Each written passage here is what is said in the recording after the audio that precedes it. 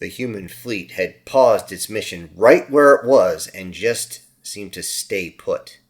The communications from that point were point-to-point transmissions, which were highly encrypted, verification required, and any other security measures they could put in place.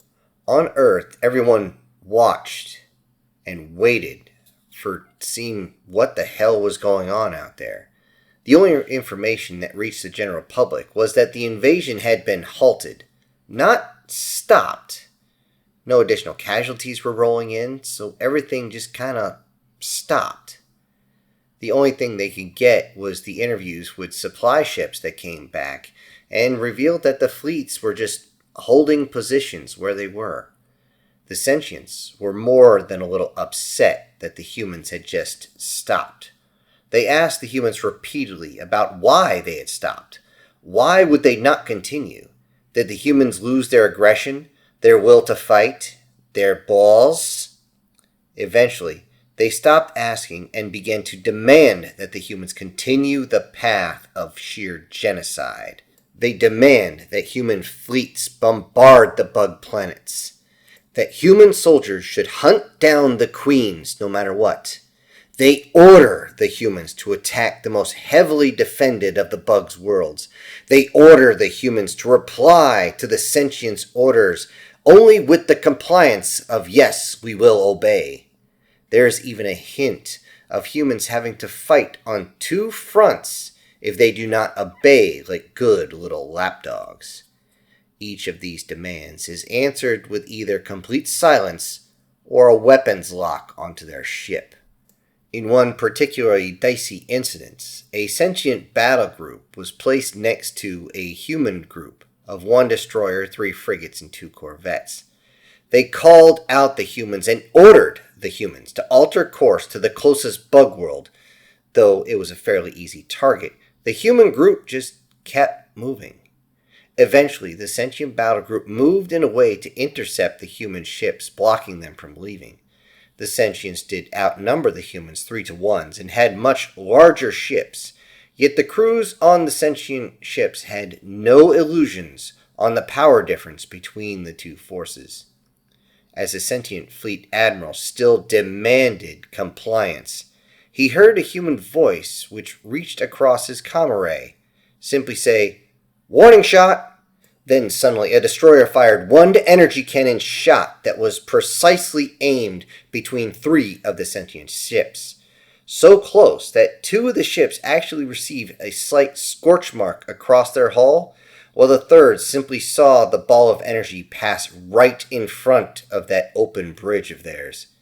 The human ships did not change course, but they did charge all their weapons. This was enough to get the sentients to fully realize what was going on and get the hell out of their way. For over 2 years after this incident, the human fleet was silent, unmoving, and simply seemed to be waiting. Waiting for what? The sentients didn't know. They would get their answer, though, fairly soon. Above the world of Aura-4, a planet that had been cleared of bugs before the humans had actually paused, a human fleet that had been static for years surprisingly began to move for the first time. They moved into a formation, but a formation that confused the sentients that were nearby. This was a non-threatening formation, a formation that put some of their number at extremely high risk if they were to be attacked. Every single one of the sentients that were there and watching simply asked, "What are they doing?" From the void, a pair of ships seemed to exit FTL right next to each other. One turns out to be tethered to the other, but that is not the part that made the sentients go onto alert. One of these ships was unmistakably a bug ship. The sentients that were close by immediately tried to engage it, but the human fleet had set itself up as though they were actually protecting this ship. Each time they adjusted to take a shot at the bug ship, another human ship would simply move directly in the line of fire and send a message, "This is a human issue." Being outnumbered, outmatched, and outclassed, the sentients could only send the reports back to their governments and wait. wait and wonder. What are the humans thinking? Are they insane? In the human formation, the two ships were brought into the massive hull of a human dreadnought. The mechanical doors opened, allowing the ship to arrive uncontested. The bug ship actually landed with grace. The human ship in tow, however, had to be grabbed by the machines inside the bay and secured to the deck before the artificial gravity could even be activated. With the gravity activated, the doors sealed, pressure restored, hundreds of personnel and bots arrived, but not to fight. They don't swarm the bug ship, but instead, they swarm over the remains of the human ship that was in tow. As they scan and compare notes, the bug ship actually opens an orifice on the side, and all the humans seem to stop and look. In the orifice stands a human-shaped form, the face of a lovely young woman, the body of a female, but almost like a female athlete, but it seems to have flexible chitinous shell all over itself. Some sections seem to be hardened as though to protect vital positions, and there was also appendages that seemed to come out the back. Insect-like legs that tilted up in a fashion that almost looked like their bony wings. She just stood there, allowing all to see her just in all her glory right there. The security in their metal suits stare at the figure standing there with their fingers on the trigger, not knowing whether to shoot or drool at what they see. She stands perfectly still as the commander of the fleet, which is also this dreadnought's captain, walks up and looks at her. He looks her up and down and then introduces himself, and she introduces herself as well, and then finishes by asking, "Permission to come aboard, sir?" The captain grins before saying, "Permission granted." She walks down, and another man shows up. The fear and wonder in his eyes is unmistakable. She sees him, pauses, and begins to tear up as she simply says once again in French, "Daddy?" The captains wait until, of course, they hug things out before he says, "Please, follow me. We've got a lot to talk about." And from there, they're escorted out of the bay. It should be noted that the bug ship does not exit the human dreadnought for 3 human weeks. In that time, the sentients are absolutely livid. They demand the immediate destruction of the bug ship, its crew, and a purge of the dreadnought itself, and the complete and total obliteration of the human vessel the bugs brought. These demands were simply ignored. With every demand refused, the sentients became more and more hostile in their stance, claiming how the humans have been manipulated, brainwashed by the bugs. As they get more hostile, the humans allow less and less of the sentients into their territory, to the point that all ships are actually turned away. When the bug ship is allowed to leave, it's given the right of free passage, and the sentients begin to accuse the humans of betrayal. In less than a month, human time, the humans would laugh at the absurdity of all this once they found out the truth. Inside the Sentient Council room, located on the Lightbringer space station, floating in neutral territory, the humans walked in with faces of stone. They sat in their own podium, and they listened to all the other sentient species demand that the insectoid threat be dealt with as many violent means as possible. Wipe them all out. For over 3 hours, the rats continued from each and every species, yet the 4 humans just seemed to sit there, never moving except to leave to go and relieve themselves or to get a beverage of some sort and then return. Each species, seeing this, becomes more and more antagonistic, screaming in order to incite the crowd that they're speaking to, yet the humans were completely silent. Eventually, the humans are called up to speak. Standing up what seemed like the tallest of the humans of those fours, stood up in a perfectly fitted suit. He cleared his throat. Delegates of the council. At this point, he refused to say honorable, which made many of them fidget because this was a bit of an insult. He continues with, as pursuant to Section 2, Paragraph 1 in your own charter, I appreciate you allowing us our time to speak. Now sit down and shut the fuck up. Everyone wanted to say something, but the paragraph mentions how anytime a member is going to speak, they are not to be interrupted by any species at any time until they finish their words.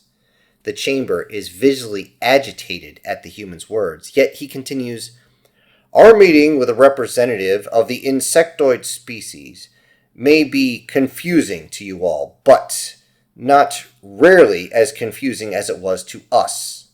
At this point, an image appears. We were contacted by a deceased human, or more to the point, a human we believed long killed by the insectoid. As you can see, this human has insectoid features now. This is due to the insectoid's High Queen's actions in her almost addict-driven quest for fresh genetic materials and sources. The High Queen initially was going to simply consume this woman. Yet, they find it much easier to retrieve genetic resources from males, as many of you already know. In an attempt to understand us better, perhaps to halt us from crushing them at every single meeting, this female human was mutated in a way that allows her to be partially human and partially insectoid. After the mutation, it was discovered that she has a mental link with the High Queen, as well as maintaining her human soul. It should be noted that she has no special attributes beyond the ability to link up with the High Queen and the other queens as well, along with a surprisingly high regenerative quality that far exceeds our own.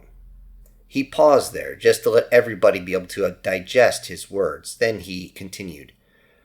Utilizing the remnants of the ship she used to be a passenger on, she contacted us directly. A true shock, I assure you. Yet, the largest shock was to come. In our first conversation, she revealed that the bugs had in fact taken the convoy she was a part of. Yet, the convoy should have been able to escape, or, at the very least, been able to fight off the meager 5 bug vessels that were sent. However, when they turned to fight or run, they were fired upon by sentient vessels in their own convoy. Before they could even charge their shields, sentient vessels fired on the human ships, purposely targeting the engines. Once the engines were destroyed, the sentients ran away, leaving the human ships to their inevitable capture. This is outrageous! Falsehoods! Our records clearly show that the humans fought off the bugs, but were captured, telling other ships to flee while their window of opportunity still presented itself. We will not stand here and listen to your lies. As the humans turned and looked, they could see one of the sentients, a more aquatic species, that had jumped up and was actually on all 4 of its feet at this time. Well, fins, if you want to be specific. The human who was talking simply turned and said, according to the rules you sign, you will sit there and shut up. If you are at this moment willing to deny your own standards and practices by law, then humanity has no place in this council and no place protecting you. The species sat down but was embarrassed as everyone stared at them. The human continued, at first we did not believe these claims, which is why we wanted proof. This is why the remnants of her ship was brought to us. Our scientists are very meticulous. Our AI is even more so. Examining the wreckage several times, it is clear that a single shot from a mass driver penetrated the engine compartment, causing enough damage to this civilian vessel to cause many of its systems, if not all, to fail. The only human vessel that was able to fight was able to take out 2 of the bug vessels by itself. This one Corvette-class ship was subsequently torn to pieces as it fought, lost with all hand, after which all human vessels were captured. Now, one might simply look at this as simple cowardice, as though if 2 were running from a predator, a way to get away is to feed the predator the one next to you so you yourself can run away. You can escape, at least. That is what we thought until we began looking at the flight routes. For many years, decades, almost a century even, the humans have been sent closer and closer to bug territory when traveling back and forth to yours. Like a worm on a hook, we seem to be a nice, juicy target. Yet this is only speculation. Our proof comes from our interception of communications of your own archives. Proof that your governments were changing routes on purpose in the hopes for an incident such as this to stoke the fires of war. We also have permanent files from this human vessel and its convoy vessels. We call these the black box. On that was a full interaction from the moment the convoy began its journey in human space all the way to when it was extracted aboard the dreadnought forever in a day. It is clear by the actions of those involved that this was a coordinated attack from your forces, even communications from your ships at that point, counting this as mission success, and how it will force the hands of humans to bleed ourselves against the bugs. This council knew what was going to happen. Why? Because you planned it, and now we know that. You executed it. All the evidence has already been sent to your data devices and your homeworld governments as we speak. You played us. You played us as fools. You lied to us. You set us up for failure. We do not like it when somebody takes advantage of our kindness. You look at our kindness and you have misconstrued it as ignorance, naivete, or even weakness. You have taken from us, forced us to waste resources and lives. Because of this, you must make amends. Because of the cost to us, this deception is going to cost you. All of you. As I speak these words, notifications are being sent to all worlds on our borders that belong to you. Well, that used to belong to you. As compensation, these sectors now belong to humanity. Our ships shall be arriving in these sectors shortly, if not right now. You can either evacuate or fight, your choice. Humanity will not hear any discussion on this matter. Once my words end, we will exit this chamber. We will get on our transport and leave and head back home. We will return once those sectors have been fully secured by humans. I have spoken. At that moment, there was a cacophony of screaming, yelling, yipping, hissing, snorting, and any other noise that came from the sentient species. The 4 human delegates calmly rose up, grabbed their belongings, removed themselves from the chamber, walked to the transport, and simply left. In 7 sectors bordering human space, human battle groups arrived. When they did, they sent out a message. These worlds are now under the control of humanity. Residents of this world are given 1 month human standard time to evacuate the planet. If you refuse to do so, we will remove you by force. If you choose to be removed by force, we will and cannot guarantee your safety. It is strongly suggested that you do not engage our forces, as if you do, you will be classified as an enemy and dealt with accordingly. Begin your evacuation immediately. On these planets, everybody was confused at what was going on until they received the data packet of all the evidence and the council meeting. Clearly, nobody actually wanted to be relocated, but seeing human battle groups absolutely jam-packed with these killing mammals, being led by a full-on human dreadnought with enough firepower to end a civilization on its own, every single planetary government that was now looking down the barrels of human weapons immediately contact their own species governments saying, "Please, call off the humans before they start killing us too." Hello everybody, this is Syntax. Thank you for joining me today on part 4 of this ongoing series. Now before I go, I need to say that today's winner is Erica Gem, with Douglas Scarborough came in really close.